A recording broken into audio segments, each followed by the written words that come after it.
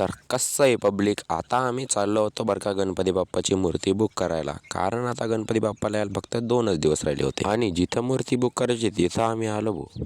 आता इथं एकदम मोठ्या मूर्त्यापासून एकदम छोट्या मूर्त्यापर्यंत केवढी बी मूर्ती भेटू शकते. आणि इथं कलरिंग काम असं होतं बरं का, ते तर मला पहिलं माहीत नव्हतं, पण मी आत्ताच बघितलंय. आणि आपल्याला सगळ्यात पहिलं ही मूर्ती आवडली, कशी खतरनाक मूर्ती आहे. पण ती बुक झाल्यामुळं ना आपल्याला थोडी मोठी घ्यायची होती, त्याच्यामुळे आपण ही केली बरं का. आता तुम्हाला असं दिसणार नाही, तुम्हाला डायरेक्ट दिसणार बाप्पाच्या आगमनाला. आणि आता इथं बघा एवढ्या सगळ्या मूर्त्या बुक झालेल्या आहेत बरं का. आणि कशा खतरनाक खतरनाक मूर्त्या आहेत सांगा कमेंटमध्ये. आणि इथं विकासभाईचे डोळे दुखत नाही म्हणे, आम्ही डायरेक्ट आलोय दवाखान्यात. आता दवाखान्यात त्याचे डोळे तपासायचे आणि डायरेक्ट चष्मा लावून घ्यायचा भाऊन, म्हणजे ते बी होईल चष्मेस. आणि हे बघा असे तपासते डोळे, ते मला ते सुद्धा माहीत नव्हतं पहिलं, पण ते आत्ताच माहीत झालं. आता त्याला विचारू रे, ह्याच्या इथं किती गोल आहे आणि तिथं किती गोल आहे. आणि सगळ्यात पहिला असा चष्मा घालायला दिसला की ते नुसतं हसत आहे होती तिथं बसून. आपल्या बहिणीची होती हळद संध्याकाळी, त्याच्यामुळे आपण डीजे बोललो होता ना. आता मग राडा होणार आहे बघा, फक्त राडा बघा तुम्ही. आता थांबा त्याच्या पहिले यांचे सगळ्यांचे 2-2 बोटं बघून जा बरं का. आणि आकाशभाईचं बघा कसं नाद आहे. आता आकाशभाई मोकार नाच